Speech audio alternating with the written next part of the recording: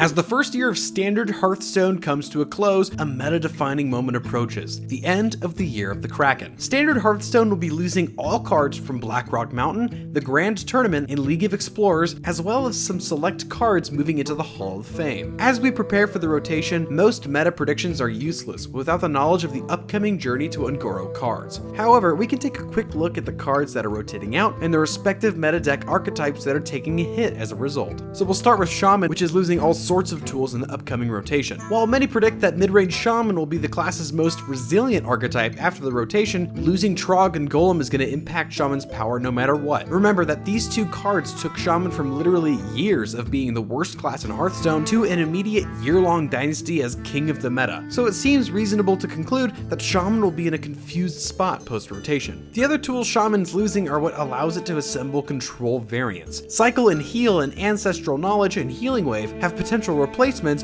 but they're much weaker. While Un'Goro's Volcano is parading as a potential elemental destruction replacement, it suffers from a variety of setbacks. Shaman also loses Lava Shock and will only have Eternal Sentinel to reset the Overload punishment, creating another dangerous restriction for the class. If there's any class that seems primed and ready for the next meta, it's Warrior. All of the cards Warrior will be missing are relevant to the Control archetype, which has already taken a back seat to the style of Warrior that is losing almost nothing in the rotation, Aggro Pirate Warrior. Control Warrior has managed to survive every nerf and meta change since the Hearthstone beta, but with Pirate Warrior losing only Sir Finley Murgleton, it seems that the aggressive variant will be the go-to at the start of the next meta, and an easy choice to prey on the unrefined archetypes that are struggling to find a new place. Warlock is also letting go of a few MVPs of its top-tier archetypes. Reno Jackson is a huge dent in all the Cabal classes, as the loss of such a significant heal in a greedy control style deck is likely to kill the Highlander archetype altogether, at least until more sets are released and stronger one-of options become available. With Reno Warlock gone, the class will be looking to find a home in the zoo and discard-based styles. While losing Dark Peddler, Imp Gangboss, and Power Overwhelming are significant, the teased Un'Goro discard quest and synergies look to be promising replacements.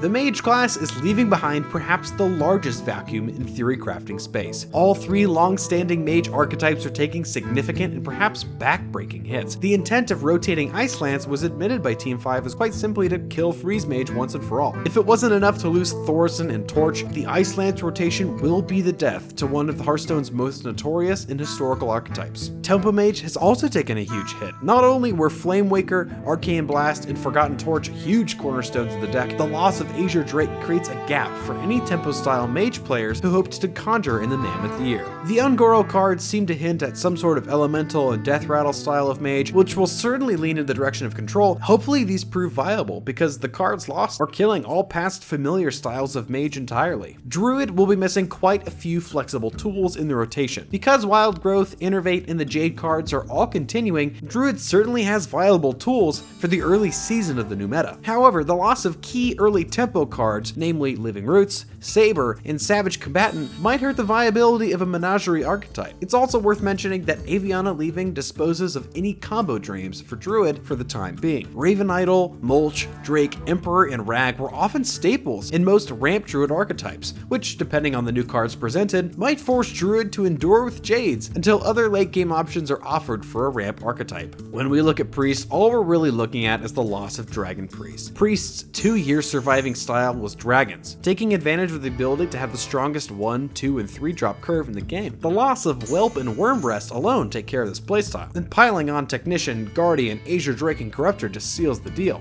Dragon Priest will certainly need new tools to continue on successfully in the Mammoth year. It's evident that Blizzard knows this, as the Un'Goro cards teased seem to hint at a rather fast Death Rattle quest completion archetype that utilizes thefts and stalls to find its way to Amara, Warden of Hope. Rogue will also have to redefine itself. First and foremost, Conceal is a long-standing powerful rogue tool that has seen several nerfs already, and now it's getting tossed out completely.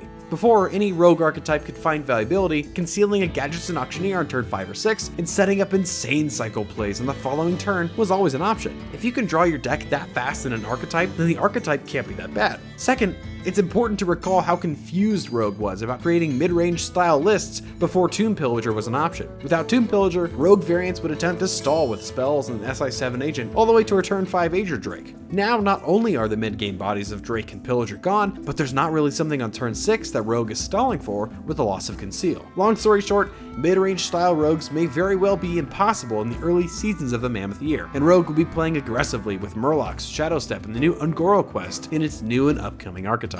Paladin and Hunter have been unfortunate in the year of the Kraken. We lump them together here because their situations continue to look very similar in the rotation. With Paladin losing the Challenger and anything can happen, both Secret Paladin and Control Murloc Paladin are dead in the water. Paladin is in serious need of something to play on turns 1, 2, and 3, something besides hand buff mechanics, if it's going to settle into a mid-range variant in the Ungoro landscape. And the mysterious Paladin quest reward minion continues to tease that something very strong is coming to the class in Ungoro set. With Hunter losing Quickshot and King's Elec, the class's efficient tempo removal and card draw go from scarce to nearly non-existent. Fortunately, one of the early Ungoro Hunter cards teased is promising to make up for Hunter's inability to draw cards. This aside, as it has been for many seasons, Hunter is in desperate need of anything that the class might utilize to assemble at least one relevant archetype. As more Ungoro cards are discovered in the coming weeks, we continue to get a better glimpse at how these classes are going to cut their losses and reassemble their strength in an entirely new meta. If you enjoyed this overview, please let us know in the comments